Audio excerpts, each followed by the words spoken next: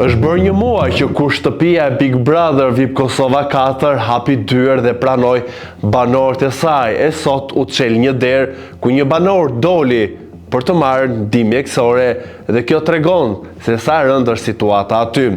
Fjala është për Alba Pollozhanin, e cila për disa orë qëndroi në spital ku mori trajtimin e duhur dhe pse ende nuk ka një deklaratë nga produksioni për çka Alba shkoi në spital, besoj që do të tregohet në Prime, por Alba ka qenë në shënjestën e pothuajse të gjithë banorëve ditët e fundit, ku për lojrat që ajo ka bërë minimaliste, që ka fshehur rrugët apo që prishi edhe lojën, që ata kishin në 3 grupe të ndarë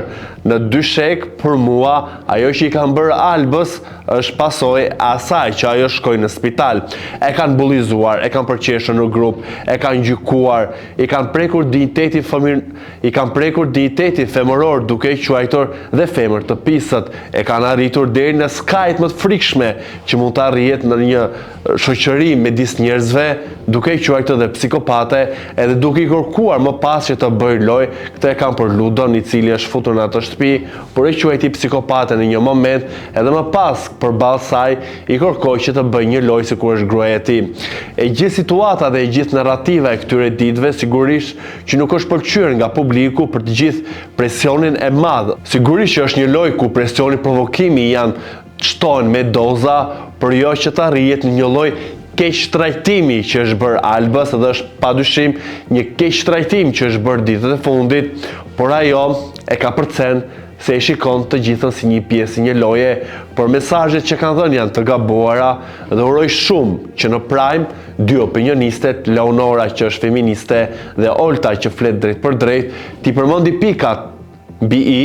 dhe të japim një herë mirë shembullin deri kur është kufiri i një loje, jo për të vendosur censur, por për të vendosur parime dhe limite drejt që ta haj. Jemi në një lojë, nuk jemi në një burg ku të tjerët mund të bëjnë gjithçka të duan me ty. Nuk jemi në një sistem, me që Alba përmend sisteme, nuk jemi në një sistem diktature.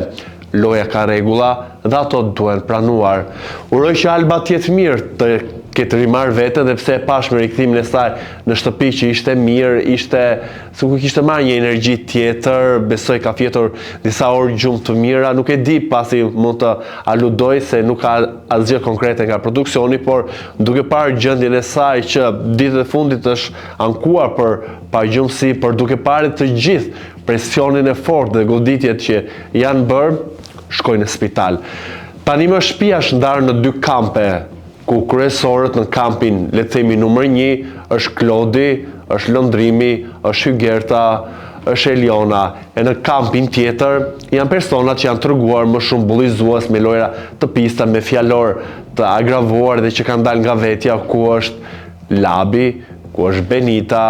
ku është Edi, edhe futen disa të tjerë. Tani, çfarë po bëjnë 2 grupet kundra njëra tjetrës? Grupi ku është Albi, Benita, Toni dhe Edi edhe disa të tjerë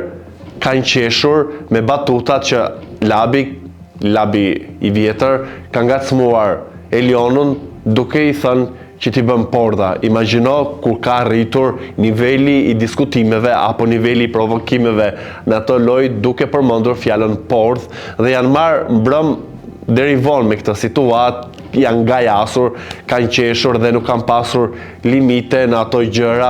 Benita si një gangster që kam thënë që në fillim nuk e di se si do të ketë fytyrë për të dalë sërish në Prime, edhe do të thotë më falni se u ndikova edhe kësaj here nga lapi me një lloj gangster lëku, jo unë ta jap e s'ta jap, si ja vlen të merresh me Benitën. Sa kaq një situatë e re po lind në atë shtëpi që ka të bëjë me diçka që për mua është shumë pornografi,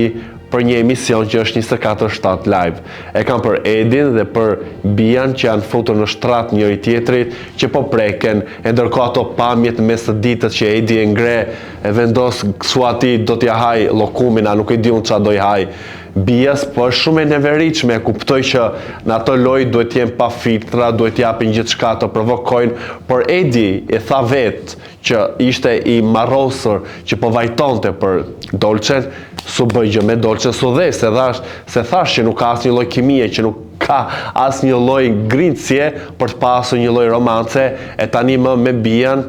sipas asaj që edhe Shkurta ka perceptuar që ai do të bëjë ndoshta edhe marrëdhënie intime live. Pra në shtëpinë e Big Brotherit do të kemi sex live. Ai shumë e kërkuar ndoshta nga të tjerët, por për mua ai shumë pa shije dhe ai shumë e neveritshme dhe ai shumë jo etike dhe ai shumë jo njerëzore, se marrëdhënia seksuale kryhet aty ku është vendi dhe nuk duhet të bëhet për lojë se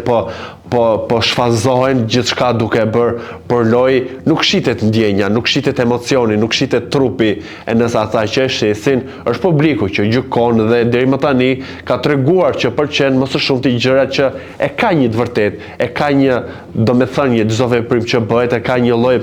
flirti, e ka një lloj emocioni drejt që ta haj. Dhe jo të riri këtu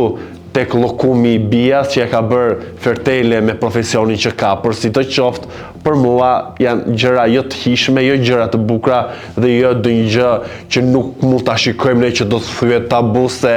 për të klikuar në Google shqiptar dalin të parët që preferojnë të shikojnë faqe pornografike dhe nuk mbeten për ta parë thyrjen e tabus në Big Brother. Por si të qoftë, këto janë ngjarje që po ndodhin në Big Brother dhe duke qenë tek çiftet, Eliona i bëri mbrëm një pyetje Klodi, duke i thënë a të pëlqen vëmendja që t'jap, duke qëndruar e qetë në atë karakterin e saj, duke ja përmendur lidhjen që ka jashtë, ka diçka midis tyre, ndoshta një shkrirje mund të ndodhë më vonë ose thjesht po e mbajnë si një lloj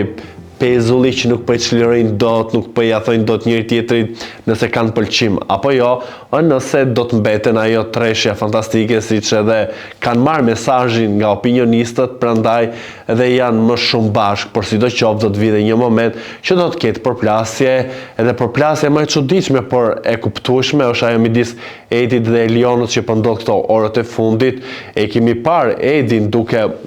bërë veprime jo të hishme, e kemi parë edhe në atë sfidën që kishin me Dysheko duke kapur Elionën nga këmbë, duke bërë veprime as pak të hishme, e tani më në një lloj përballje që kishin ku Eliona kritikoi të qeshurin e tij mbrëm për fjalën por dhe gjëra që bënte Labinot Reza që na është ruajtur edhe kokën si Ronaldo i vjetër. E kam thënë që ai do të bëjë gjithçka për lojë, por nuk ka bazë, nuk ka pëlqyeshmëri, pasi del nga vetja, nuk është original dhe mundohet që të bëj kopje sa nga Gjesti, sa nga Luizi, sa nga të tjerët, por fenomen lind nuk bëhesh. Sa kaq duke mos u shpërqendruar për ta mbyllur këtë troçmer Edin në lidhje me Elionën dhe me Edin, ka një lloj agresiviteti tani më që besoj vjen dhe nga fakti që Edi është në grup që është kundër Elionës dhe padyshim në atë lojë do të bëhet gjithçka. Uroj që të mos bëhet pornografia siç kanë në kokë apo siç kanë menduar, se s'kemi nevojë. Nuk kemi nevojë, realisht e them. Sidoqoftë do doja të dija dhe mendimin tuaj, pasi situatat në atë shtëpi janë të shumta dhe mund të harrosh shumë detaje, por kryesorit i them siç ishte ajo që nuk më pëlqeu ku në këtë bisedën e pordhës midis Benitës, Labit, që ishte edhe maestro Arditi, Labi fliste për Nën Terezën, pastaj përmendë fjalën pordh, pra një lloj shumë gjë e shumtuar dhe shumë gjë e ulët. Por sidoqoftë, këto janë personazhet që kemi në Big Brother dhe do t'i komentojnë gjithçka që bëhet në atë shtëpi. Duke ju falenderuar dhe më kryesorja mos harroni t'i bëni subscribe kanalit ton Koha Jo në YouTube.